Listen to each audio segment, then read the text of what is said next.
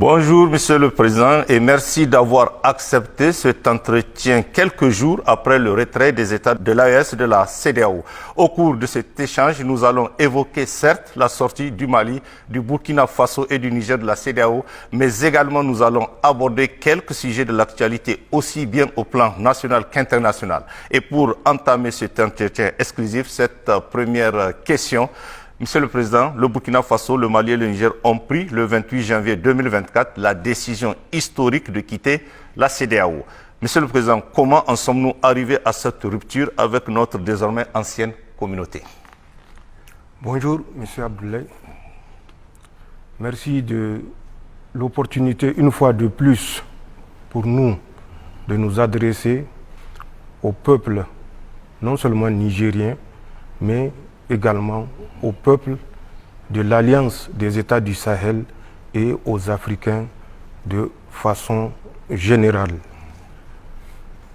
Je profiterai de cette interview pour avoir une pensée pieuse envers nos martyrs. Les martyrs du terrorisme, le terrorisme qui n'est pas seulement celui que nous connaissons avec des armes sur les terrains qui tuent des militaires comme des civils, mais le terrorisme des organisations également et des États étrangers. Nous avons une pensée pieuse envers ces martyrs, qu'ils soient civils ou militaires. Les martyrs du Niger, le martyr de l'Alliance des États du Sahel. Qu'Allah subhanahu wa ta'ala les accueille dans son paradis Firdaus et qu'il leur accorde sa rahma.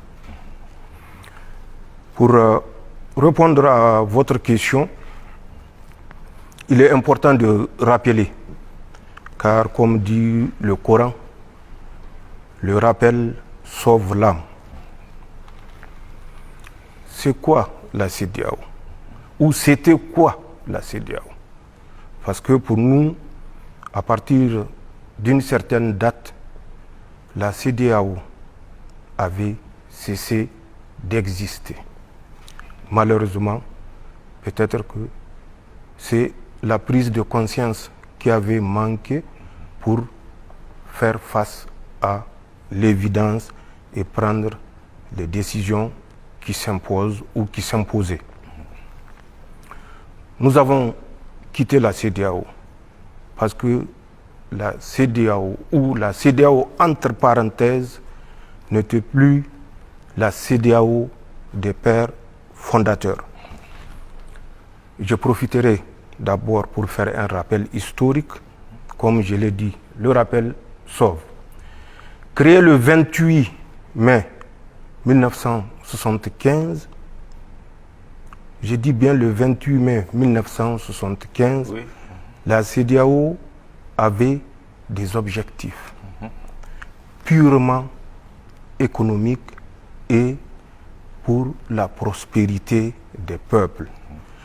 La CEDEAO avait des principes fondamentaux dont je citerai quelques-uns, notamment l'égalité et l'indépendance des États membres, la solidarité et l'autosuffisance collective, la non-agression, le droit de l'homme, entre autres. Cette CEDEAO, créée en 1975, avec comme père fondateur le Niger, le Mali, le Burkina Faso, le Togo, le Bénin, le Nigeria. J'ai fait exprès de finir par le Nigeria, entre autres. D'accord. Si vous voulez que je cite les chefs d'État à l'époque, du Niger, c'était Sékou Touré, du Mali, c'était Moussa Traoré, du Burkina Faso, c'était Aboubakar Sangoulé Lamizana, du Togo, c'était Gnassingbé Eyadema, et du Bénin, c'était Mathieu Kérékou. Oui. Et du Nigeria, c'est Yakubu Gowon. Tous des militaires. Je dis bien, Oui. c'est Yakubu Gowon. D'accord. Le Nigeria sortait d'une guerre civile dévastatrice qui avait fait plus de 2 millions de morts, 3 millions de réfugiés, 5 millions de déplacés. Et c'est dans ce contexte que ses frères, pour aider le Nigeria à se relever, à se réorganiser, à retrouver son unité entre la République biafraise et la République du Nigeria, que ces chefs d'État Oui. que j'avais cités ont eu l'idée de créer la CEDEAO avec comme principe ce que je venais de citer et avec comme objectif également fondamental qui est l'économique et la prospérité des peuples. Les gens disent que le Nigeria était la locomotive. Locomotive, oui, tout à fait.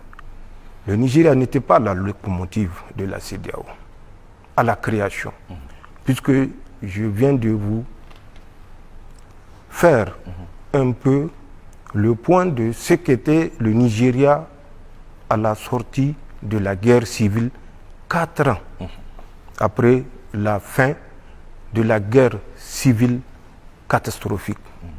Et qui était derrière cette guerre civile qui avait failli séparer le Nigeria en 2 républiques, c'était la France. Si les gens ont la mémoire courte, au Niger, nous n'avons pas cette mémoire courte. Je disais, avant de répondre à votre question, il faut faire ce rappel, c'est très important. D'accord. La CEDEAO était pour les peuples à but purement économique. Il faut faire également un rappel pour que les gens comprennent ce qui se passe. Le 9 novembre 1989, le mur de Berlin tombait. C'était la fin, ou la fin supposée de la guerre froide entre les 2 blocs que vous connaissez.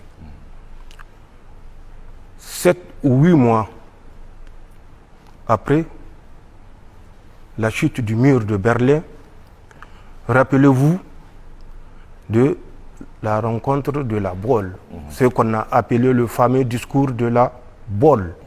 C'était du 19 au 21 juin 1990, où Mitterrand rappelait aux Africains, 35 chefs d'État réunis, que ce n'est plus le fameux slogan « Amitié, coopération », c'est désormais la démocratie qui est source du développement pour vous, les pays africains, qui est source de prospérité pour vous, les pays africains.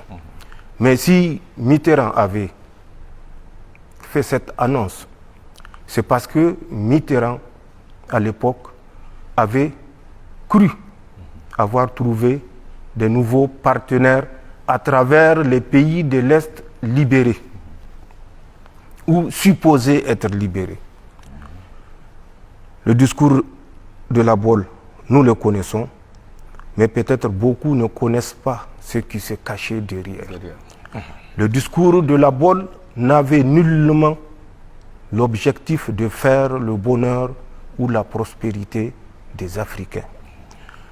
Le discours de la Bolle avait pour objectif inavoué la balkanisation de nos maigres États.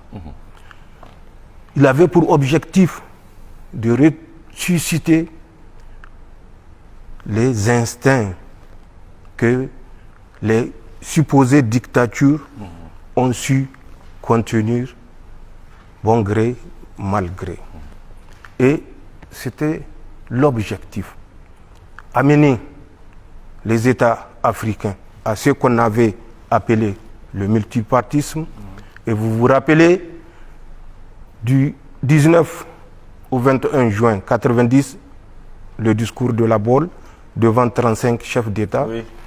Vous vous rappelez la succession de 90, fin 90 à 91, des multipartismes, des conférences nationales qui avaient cours dans tous les États pratiquement francophones.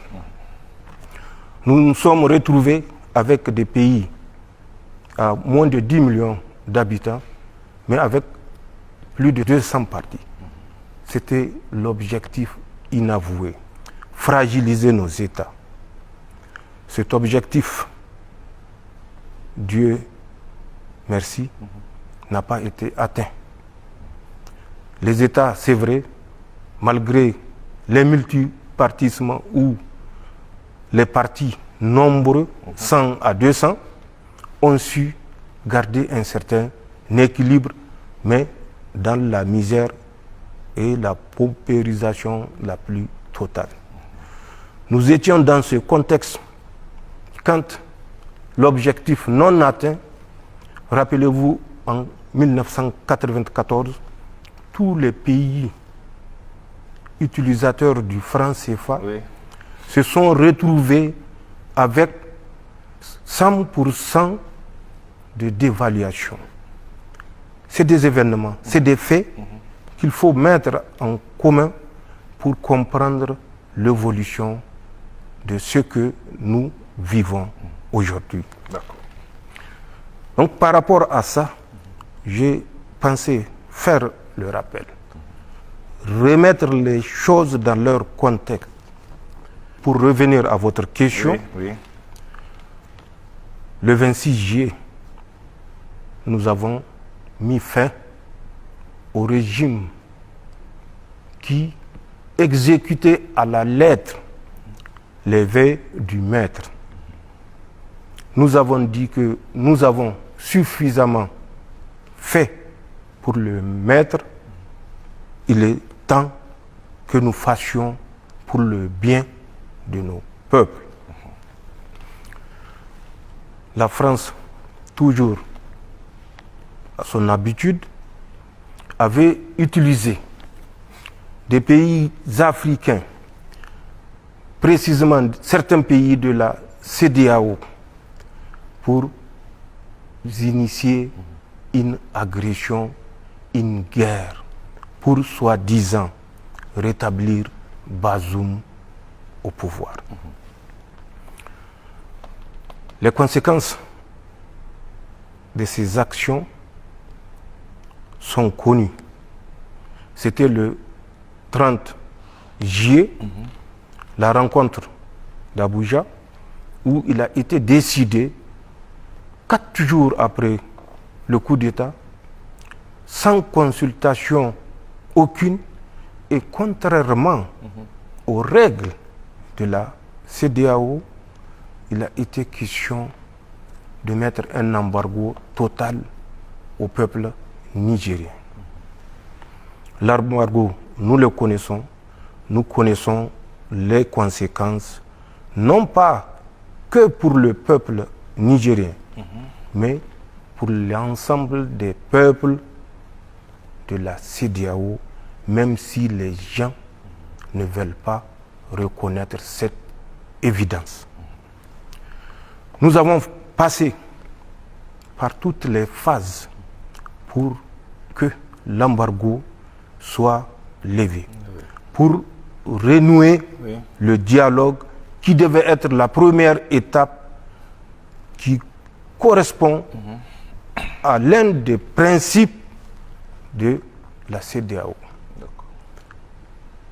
Vous avez vu les va-et-vient des délégations de la CEDEAO, des chefs traditionnels et de toute autre autorité pour renouer le dialogue, les sacrifices que nous avons consentis, non seulement en termes de durée de la transition, en termes de chronogramme de la transition, même si certains l'ignorent, mais que eux, ceux qui étaient venus vers nous, au nom de la CEDEAO ou au nom de leur propre pays ou à leur propre initiative, savaient les sacrifices que nous avons consentis pour que cette souffrance à laquelle le peuple nigérien ou les peuples de l'AES ont été soumis soit levée. Malheureusement, d'une condition à une autre. Au début, vous vous rappelez, l'exigence était de libérer la famille de Bazoum, comme si nous avons gardé la famille de Bazoum. Je l'avais dit et je le répète aujourd'hui. Le 28 juillet, 2 jours après le coup d'État, j'avais ordonné de libérer la famille de Bazoum. C'est lui-même qui a demandé que sa famille reste avec lui et je l'ai dit lors de notre dernière rencontre. Nous avons accepté la durée de la transition. Et vous vous rappelez, le 8 décembre, 2 jours avant la rencontre du 10 décembre à Abuja, j'étais au Togo, à Lomé. Au cours de l'entretien avec son Excellence Faure, j'avais dit que le Niger est disposé à toute durée qu'il juge être la durée qui permettra de lever l'embargo sur notre pays. Et vous vous rappelez, à l'issue de cette rencontre et avant cette rencontre, le président Macron était sorti 3 semaines avant pour dire que l'embargo contre le Niger ne sera pas levé tant que Bazoum sera otage de la junte. Pour nous, et dès lors, et je l'ai dit lors de notre entretien, que les dés étaient jetés parce que nous savons pertinemment que les chefs d'État de la CEDEAO n'avaient pas la décision. La décision appartient toujours à Paris. D'accord. Et ceci s'est révélé exact, puisque à l'issue de la rencontre, c'était la principale condition des États marionnettes de la CEDEAO. Libérer Bazoum ou rien. Vous vous rappelez, le ministre des Affaires étrangères du Nigeria était parti à Londres pour le dire sur les ondes de la BBC que s'ils veulent qu'on lève l'embargo, ils n'ont qu'à libérer. Ils n'ont pas d'autre choix que de libérer Bazoum. Mais je rappelle que Youssouf Tamatougan ne décide pas de la politique ou de la diplomatie du Niger. Le ministre des Affaires étrangères du Nigeria et non du Niger. Il n'est pas ministre des Affaires étrangères de la CEDEAO. Et il ne peut, avec le sens de la modestie, de la courtoisie, décider de ce qui doit être appliqué au peuple nigérien. Pour répondre exactement à votre question, Monsieur le Président. 3 raisons nous ont amenés à quitter la CEDEAO. D'accord. 3 raisons. La première raison, elle est sécuritaire. La CEDEAO menaçait le Niger d'une agression militaire, armée. Nous ne pouvons pas permettre, nous ne pouvons pas porter sur notre conscience le poids des massacres des Nigériens. La deuxième raison, elle est morale et éthique. Le peuple nigérien a été dépourvu de tout. Les produits pharmaceutiques, le minimum vital, l'énergie électrique, Oui.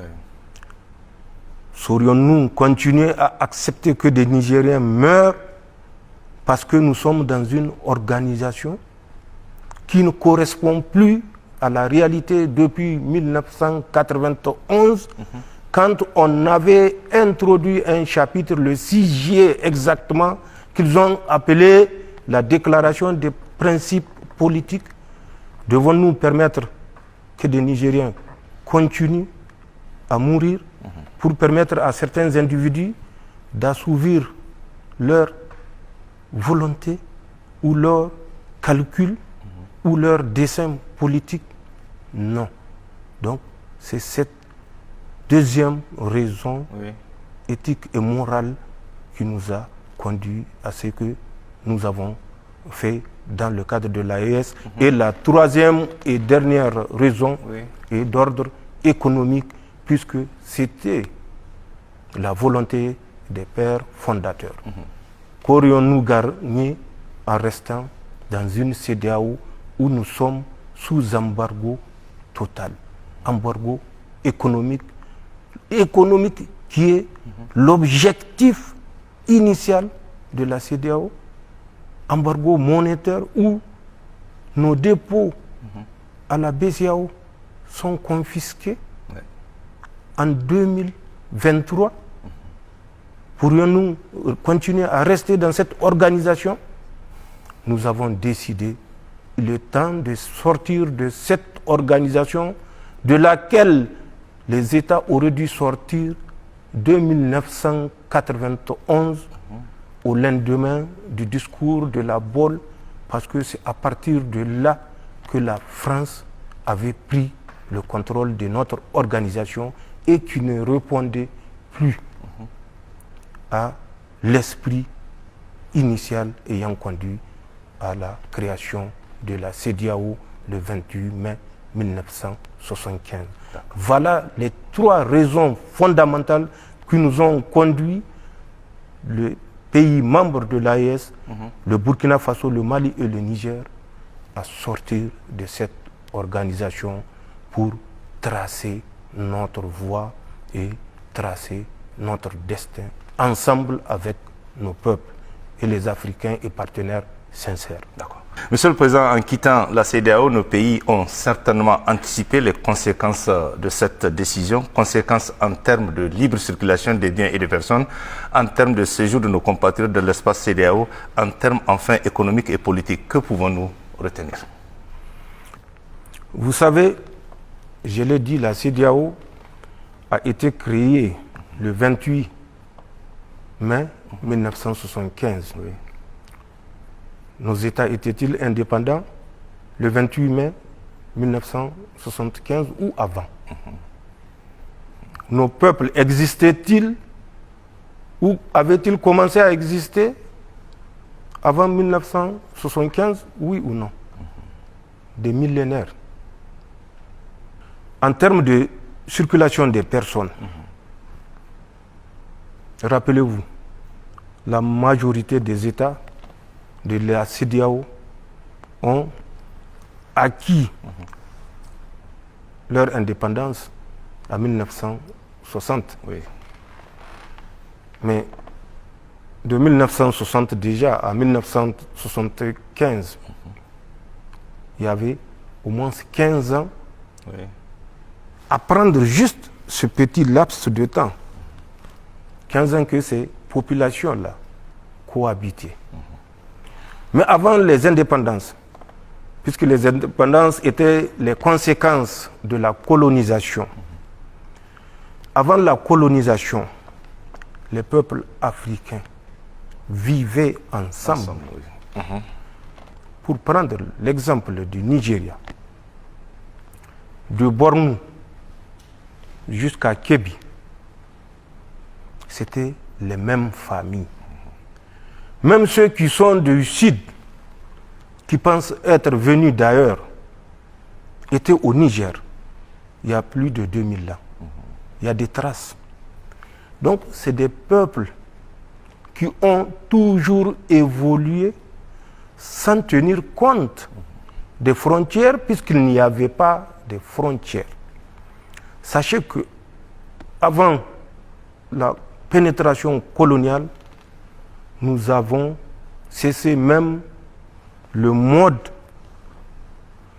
de gestion des États sous forme d'empire ou de royaumes d'abord, ensuite de regroupements pour constituer des grands empires. Nous étions, pour le cas du Niger particulièrement, dans la gestion des États en tant que sultanat. Rappelez-vous qu'on parlait du sultanat de Bornou, du sultanat de Katsina, du sultanat du Gobir et de l'empire Peul de Sokoto, qui était un sultanat également, puisque Ousmane Danfodio est une figure de la religion islamique. C'est ce que les gens ignorent. Donc, nos peuples étaient brassés. Prenez le nord Bénin, c'était l'ancien empire Songhai. Nous ne sommes pas ignorants ou analphabètes de l'histoire. Ces peuples-là ont cohabité. La CEDEAO, c'est combien d'États à l'heure actuelle? 15. L'Afrique, c'est combien d'États? 54. N'y a-t-il pas de Nigériens dans les autres pays de l'Afrique? Comment est-ce qu'ils vivent? Ne se déplacent-ils pas? Ne trouvent-ils pas leur subsistance dans ces autres pays qui ne sont pas des pays de la CEDEAO? Bien sûr que oui. Et même parmi les pays de la CEDEAO, quels sont ces pays les plus illustres, entre parenthèses, pour faire la guerre au Niger? Qui sont-ils? C'est Tinubu du Nigeria, c'est Talon du Bénin, c'est Ouattara de la Côte d'Ivoire et Macky Sall du Sénégal, jusqu'à un certain moment. Et je vous dirai pourquoi jusqu'à un certain moment. Donc, pour ce qui est de la libre circulation des personnes et de biens, n'ayez aucun souci. Les Africains ont circulé, ça fait partie de la nature humaine, la mobilité. Aucune frontière coloniale ne saurait arrêter les êtres humains dans leur instinct migratoire. Les peuples vont continuer parce que eux, ils sont au-dessus des chefs d'État égoïstes, individualistes. Les peuples sont des peuples matures qui comprennent le sens de l'histoire parce qu'ils ont l'histoire en eux. Ils savent les relations qui avaient existé et qui existent entre eux et leurs frères de l'Alliance des États du Sahel. Sur le plan économique, et politique, quel était le taux d'échange entre les États de la CEDEAO? Vous me direz qu'il est marginal, inférieur à 4%. Pour les plus optimistes, on dit 5 à 6%. Dites-moi un seul pays de la CEDEAO qui n'importe pas le minimum qui est l'alimentation. Un seul État. Il suffit que l'Inde décide de ne plus permettre l'exportation du riz. Tous ces États de la CEDEAO se retrouvent à terre, en train de chercher comment, par quelle voie passer pour nourrir les peuples. Ce n'est pas une caractéristique propre aux États de l'Alliance du Sahel. Prenez un à un tous ces États zélés qui veulent nous faire la guerre et étudier leur économie pour voir la dépendance de cette dernière avec les autres organisations, mais ce n'étaient pas des organisations, et ce ne sont pas des organisations de le cadre de la CEDEAO. Nous importons tous de l'Inde, de la Chine, des États-Unis, du Pakistan, de la Turquie. Oui.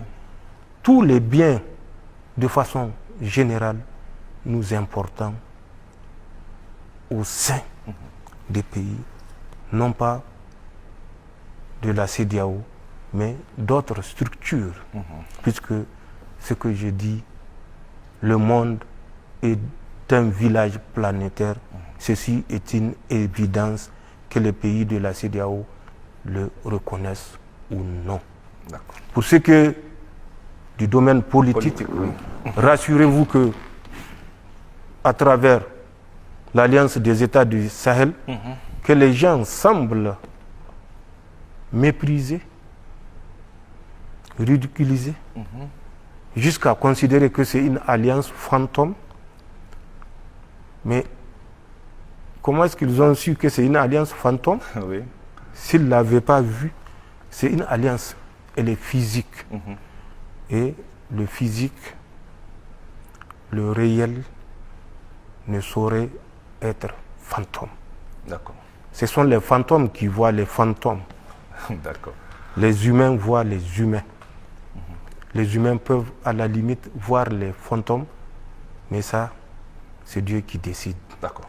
Mais rassurez-vous, dans le domaine politique, personne n'utilisera le Niger ou l'Alliance des États du Sahel pour assouvir ses desseins personnels.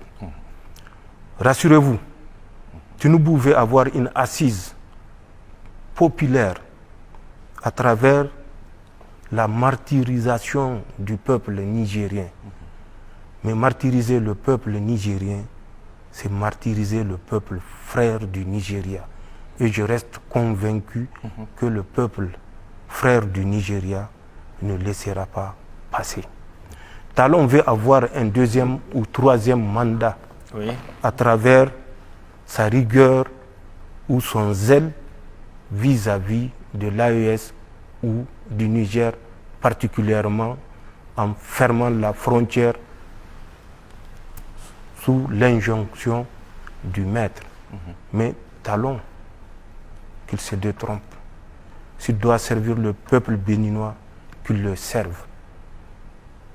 Et c'est à travers ça que le peuple béninois décidera de lui accorder un troisième mandat s'il juge que ce qu'il a fait jusqu'ici mérite un troisième mandat.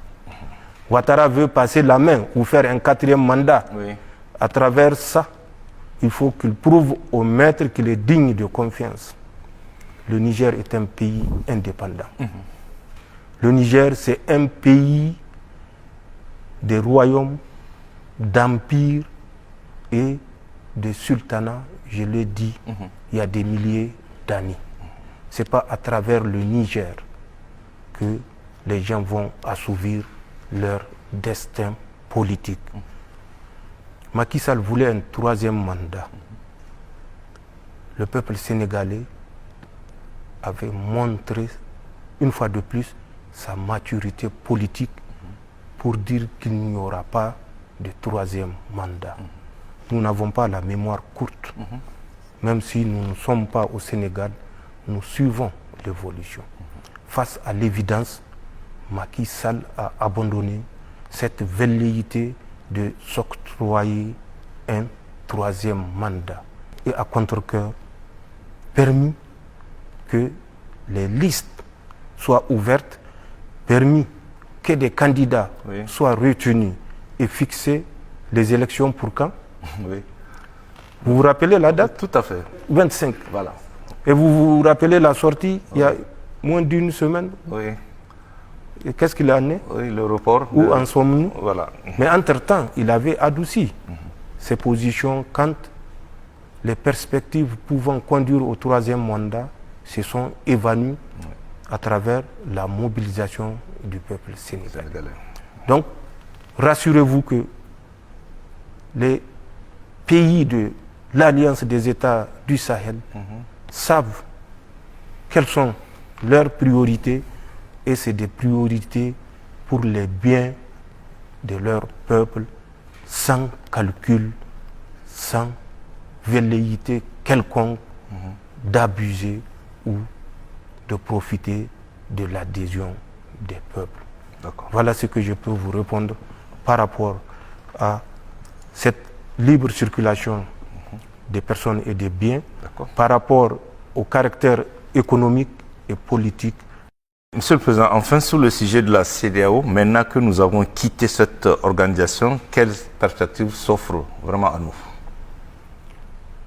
Mais nos perspectives ne peuvent être que meilleures. Qu'aurions-nous gagné en restant dans la CEDEAO? J'ai fait le rappel. Oui. Les causes profondes inavouées qui ont conduit nos États dans la situation où nous nous sommes retrouvés, avec un terrorisme activé, d'abord importé, activé et manipulant et manipulé. Nous connaissons qui sont derrière ces mouvements terroristes, que ce soit les terroristes qui sont sur le terrain avec des armes et que ce soit les États terroristes qui veulent, comme je viens de le dire, atteindre des objectifs multiples à travers ce qu'ils ont fait au pays de l'Alliance des États du Sahel. Nous sommes une alliance qui a une vision claire. Nous avons quitté la CEDEAO, ce n'est pas sous un coup de tête.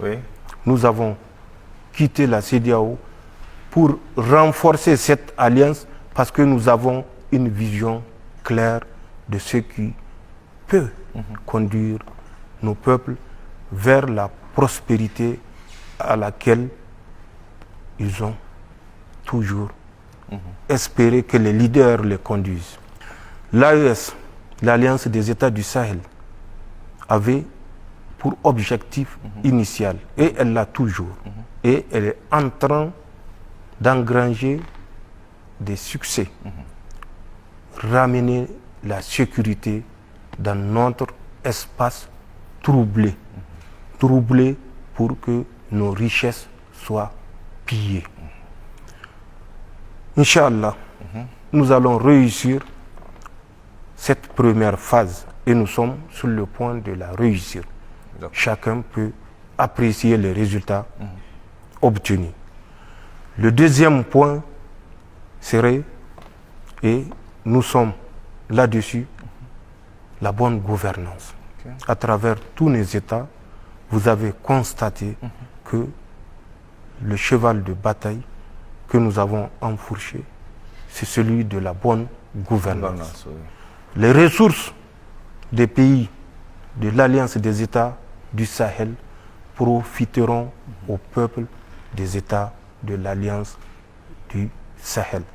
C'est un serment qui se traduit par des faits. Et si vous l'avez constaté au Niger, c'est un cas et c'est physique, c'est réel. Au Burkina comme au Mali, également, c'est physique et c'est réel. Après cette prospérité économique, nous devons trouver ensemble quels sont les mécanismes qui nous permettent de renforcer les échanges au sein de notre alliance, que ce soit des échanges monétaires et tout autre type d'échange pour que cette zone de l'Alliance des États du Sahel soit effectivement, comme nous l'avons souhaité, une zone de prospérité et non une zone d'insécurité. C'est des étapes qui conduiront à une véritable intégration politique débarrassée de toute menace d'un État envers un autre. Voilà en quelques mots ce que nous pensons mettre en place pour pallier notre sortie de la CEDEAO et les conséquences que certains peuvent penser Oui. dramatiques ou chaotiques. Il n'y aura pas de chaos. Les pays de l'Alliance du Sahel seront prospères, Inch'Allah. Et ceci est inévitable. D'accord. Monsieur le Président, après la CEDEAO, les Nigériens s'interrogent de plus en plus sur l'intérêt de notre maintien au sein de l'Union économique et monétaire ouest-africaine, UMOA, organisation qui a durement sanctionné nos États. Allons-nous bientôt sortir de cette organisation également? Allons-nous enfin avoir notre propre monnaie qui est tant attendue par nos peuples, Monsieur le Président? Chaque chose a son temps. Je l'ai dit, nos États auraient dû sortir de ce qu'était devenu la CEDEAO depuis 1990. Pourtant, jusqu'à aujourd'hui, la majorité numérique des membres continue à être membres de la communauté. Nous sommes sortis. Avant nous, la Mauritanie était sortie, même si ce n'est pas dans les mêmes conditions. La monnaie, c'est un signe de souveraineté. Nous sommes engagés dans un processus de recouvrement de notre souveraineté totale. Nous l'avons dit, il faut ouvrir l'armoire de l'histoire récente des États africains, sortir tous les dossiers, les dépoussiérer, les analyser, les évaluer et décider pour l'intérêt et l'intérêt de nos peuples. Il n'est plus question que nos États soient la vache à lait de la France.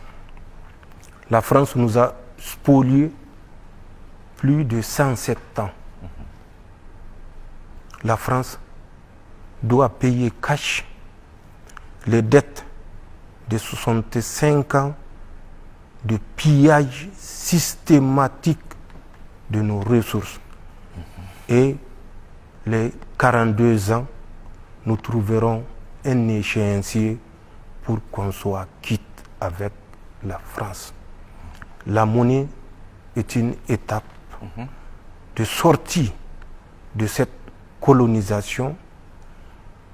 Les États de l'Alliance du Sahel ont des experts et au moment opportun, comme je l'ai dit, Inch'Allah, nous déciderons. Et nous allons décider, Inch'Allah.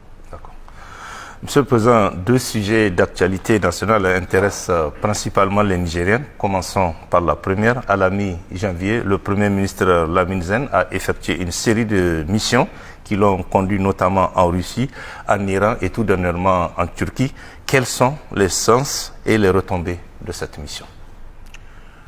Vous m'avez posé une question, à savoir quel devenir pour l'AES.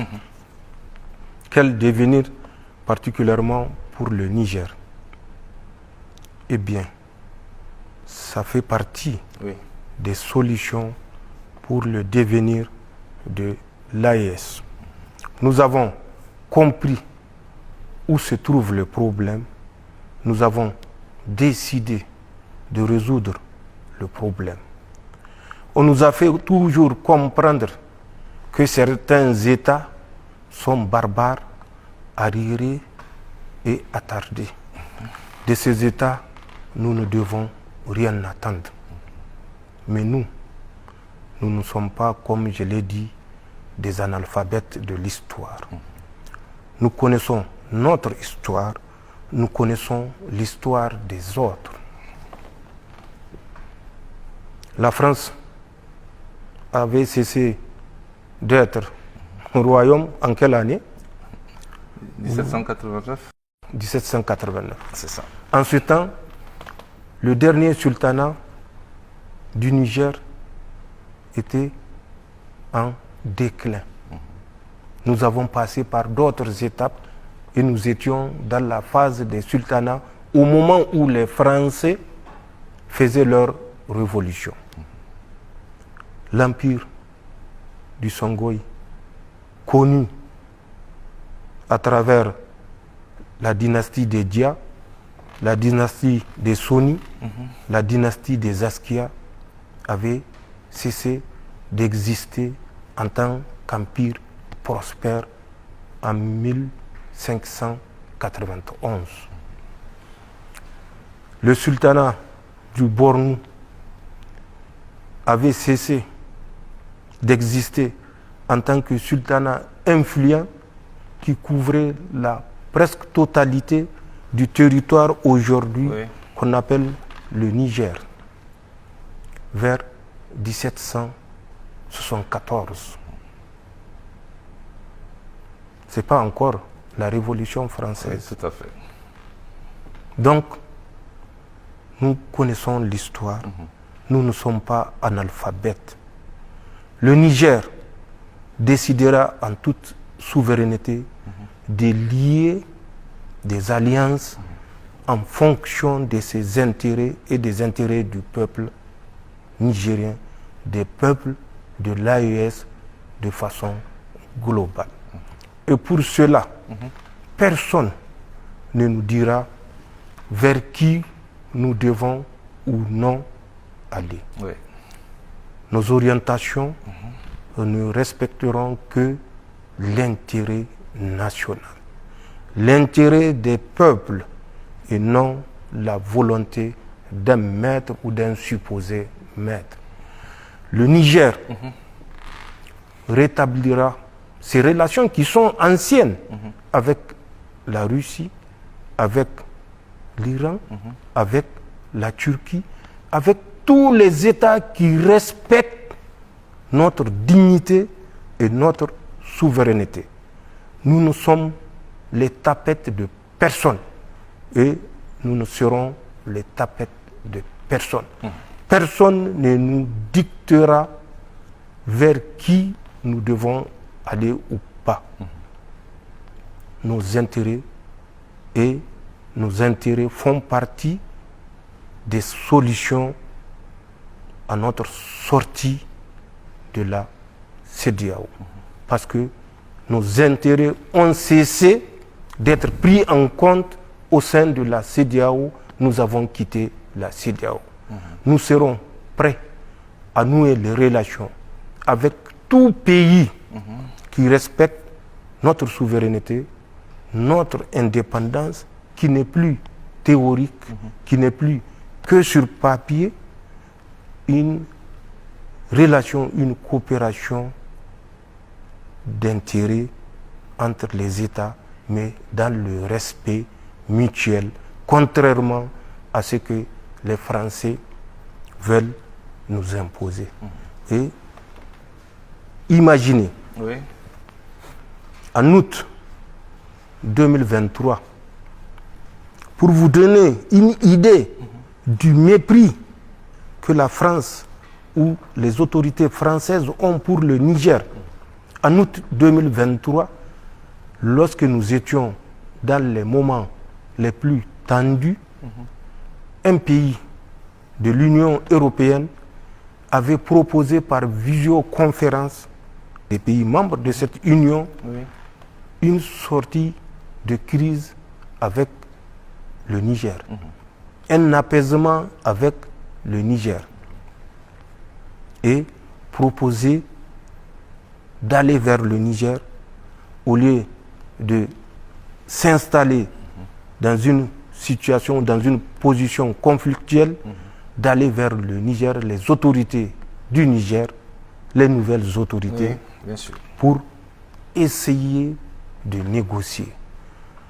Vous savez ce que Macron a répondu à l'autorité de ce pays?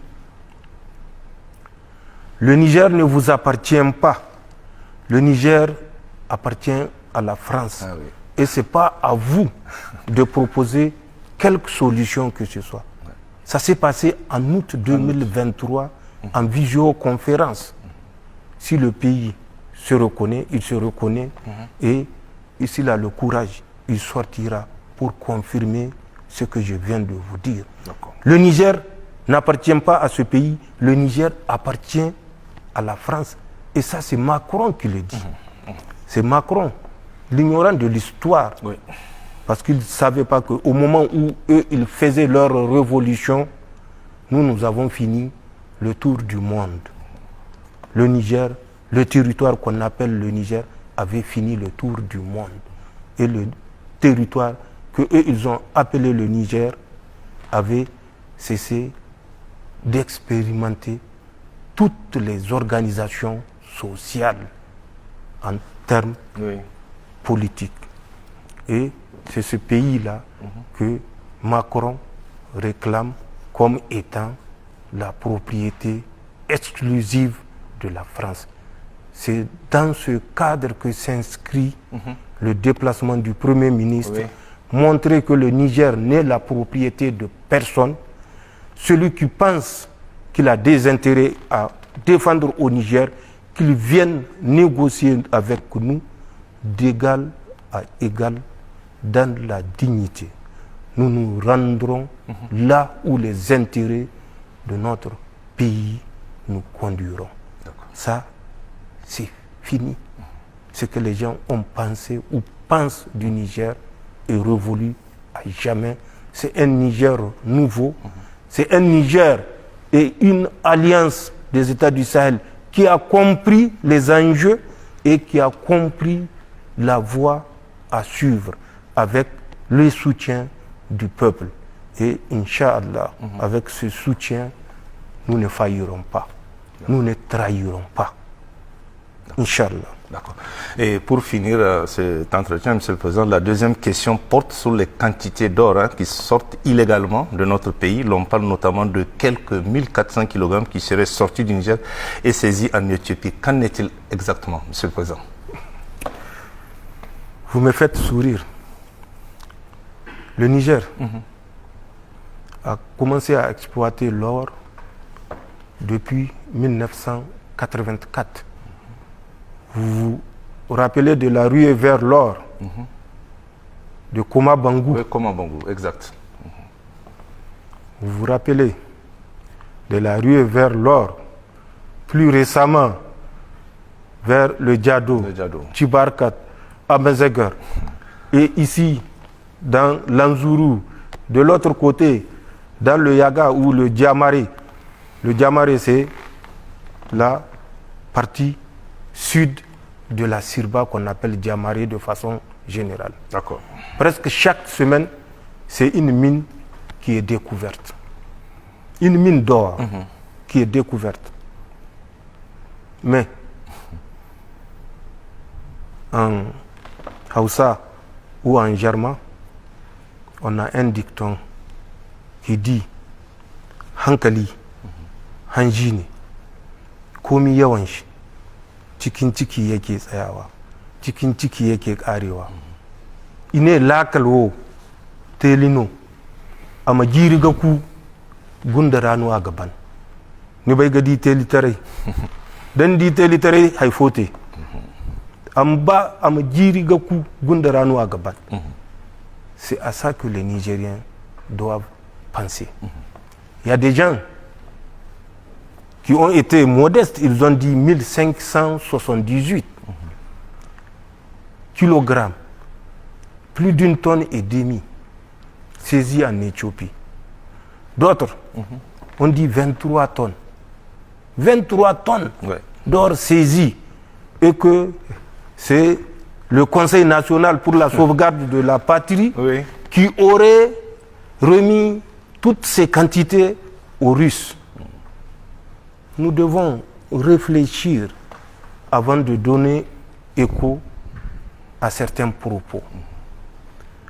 Jusqu'au 26 juillet 2023, le Niger exportait l'or de façon anarchique. Allez-y au ministère des Mines, voir quelles sont les misères que l'État nigérien avait récoltées. Mais c'était fait sciemment, puisque ces détenteurs des mines d'or n'étaient autres que les ténors de ce régime que nous avons renversé. Allez-y au ministère des Mines, cherchez le permis de recherche que le président du Conseil national pour la sauvegarde de la patrie ou tout autre membre du Conseil national ou du gouvernement a déposé. Mais ce n'est pas le cas du régime que nous avons renversé. Nous le savons. Dans le Diamari, nous savons qui a des mines d'or. Dans le régime déchu, dans la zone de Tabarkat, le Djado. du Djado et de Amazgar, nous savons qui sont les ténors ou qui étaient ces ténors du régime déchu qui avaient des mines d'or. Il faut que les gens, face à tout écrit, face à toute tentative de diversion, prennent le temps de réfléchir. Nous sommes inscrits dans un sens de la marche de l'histoire de notre pays qui ne plaît pas à tout le monde. Et les gens sont prêts à tout pour nous divertir. Dieu merci. Ils ne sont pas parvenus. Mais ça ne veut pas dire qu'ils vont arrêter. Tous les moyens seront utilisés pour casser notre marche vers l'affirmation de notre souveraineté, de notre indépendance. C'est dans ce sens que s'inscrit cette affaire de saisie de 1 tonne 578 kilos avec précision, de 23 tonnes avec précision en Éthiopie, dont même les autorités éthiopiennes n'ont pas vu la couleur de cet or. Le Niger a certes exporté de l'or à un moment bien précis de son histoire, comme je l'ai dit, qui a commencé de façon anarchique depuis 1984 et qui s'est poursuivi jusqu'au 26 juillet 2023. À notre arrivée, nous avons dit trop de permis ont été octroyés et d'autres permis, c'est les ténors même du régime chassé qui se sont expropriés, octroyés en expropriant d'autres et qui ont abusivement, j'ai dit, utilisé le pouvoir pour s'enrichir personnellement. Nous le savons à travers des compagnies comme Ecomine, Afrior, Comini, Radix et tant d'autres. Nous avons mis fin à ça. Et ça ne plaît pas à tout le monde. Ça ne plaît pas à ceux qui se sont enrichis de façon honteuse sur la misère des Nigériens. Ces gens seront prêts à tout et feront tout pour nous déstabiliser. Mais Inch'Allah, ils ne parviendront pas parce que nous avons les faits avec nous. Les gens ont parlé, toujours dans le cadre de ce trafic d'or, du changement de personnel à l'aéroport. Ils ne se sont jamais posé la question que ces personnes que nous avons changées à l'aéroport étaient à l'aéroport depuis combien d'années? Il y en a qui ont plus de 20 ans à l'aéroport. Il y en a qui ont plus de 10 ans à l'aéroport. Il y en a qui ont 5 ans, c'est vrai, il y en a qui ont moins, 1 an ou 2 ans. Mais le déploiement des forces n'est pas du domaine des rumeurs. C'est du domaine de l'efficacité et de l'objectif du contexte du moment. Ces gens qui avaient plus de 20 ans, plus de 10 ans, Oui. est-ce que les remplacer peut avoir un lien quelconque avec 1,5 tonne ou 23 tonnes saisies en Éthiopie, comme ils le disent? Oui, bien sûr. Ça n'a aucun rapport. D'accord. C'est dans le cadre normal de remplacement des personnels qui ont vécu un certain temps dans ces infrastructures aéroportuaires et qui sont des forces de défense et de sécurité, notamment de la gendarmerie, de la police nationale, de la douane et d'autres services que je ne citerai pas et qui devaient être remplacés. Ils ont été remplacés.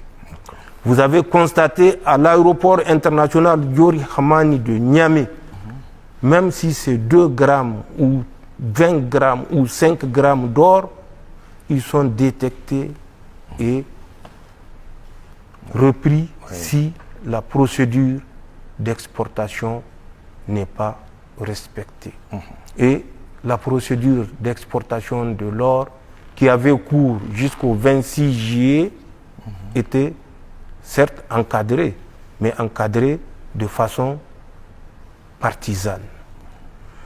Nous avons ce qu'on appelle l'association nigérienne des agréés de l'exploitation et de la commercialisation de l'or qui régit ce domaine, qui était parti en procès avec l'Agence nationale de l'aviation civile, l'ANAC. Parce que l'ANAC avait dit qu'il n'est pas normal qu'on transporte l'or en cabine ou en soute. L'or doit être transporté par cargo. Au moment où l'or sortait par l'aéroport international Diori Hamani de Niamey sous encadrement. Donc, il y avait des règles. Bien sûr. Même si il y avait d'autres qui ont plus que le monopole, qui ont ce qu'on appelle le monopsome, ça veut dire le monopole total de cette activité. Où tout celui qui doit exporter l'or passe par ces personnes-là, qui sont nommées par le régime déchu. Et que tous ceux qui sont dans le domaine de l'or connaissaient et connaissent encore. Mais que les gens se rassurent. L'or était encadré de façon certes partisane, mais il y avait l'ANAC qui a toutes les activités aéroportuaires. Il y avait Souma qui a la gestion des infrastructures aéroportuaires. Il y avait la douane qui faisait son travail. Il y avait la cellule aérienne anti-trafic de la police nationale qui faisait son travail. Il y a la gendarmerie qui encadrait le transport de ce or-là de magasin à l'avion qui doit transporter l'or. Et c'était sous forme de cargo dont 2 compagnies ont été retenues. Il faut qu'on les cite, qui sont Turkish Airlines et Air France. Air France depuis le 26 juillet. Vous voyez Air France? Non. D'accord. Donc, Ethiopian Airlines avait certes repris ses vols cargo, mais Ethiopian Airlines ne fait pas partie de ces 2 compagnies retenues. L'or, avec la bénédiction du Conseil national pour la sauvegarde de la patrie ou de tout autre membre du gouvernement, n'est pas sorti 1 tonne 578 kg ou 23 tonnes avec la bénédiction du CNSP ou du président du CNSP ou de quelques membres du Conseil. Donc, que les Nigériens se rassurent. La voie que nous avons choisie, Inch'Allah, c'est avec loyauté, loyalisme et respect envers notre peuple que nous conduirons les charges qui nous incombent.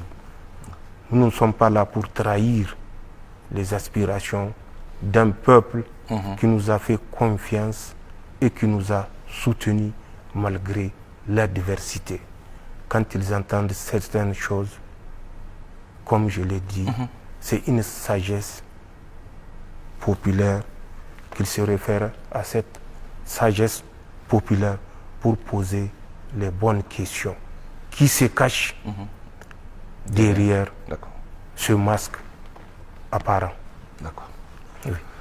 Monsieur le Président, merci pour cet entretien exclusif que vous venez de nous accorder malgré votre agenda très chargé. Un entretien qui va permettre assurément à nos compatriotes de saisir la portée de la décision historique du 28 janvier que vous et les autres présidents du Mali et du Burkina Faso ont pris ce jour-là au nom de l'AES. Merci et excellente soirée à tous.